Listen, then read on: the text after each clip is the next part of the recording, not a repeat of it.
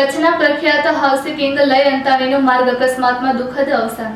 કચ્છમાં હાઉસી કિંગ તરીકે લોકપ્રિય અને જાણીતા કલાકાર લય અંતાણીનું ગાંધીધામ તાલુકાના પડાણા ગામ નજીક રામદેવ મંદિર પાસે થયેલા માર્ગ અકસ્માતમાં દુઃખદ અવસાન થયું છે.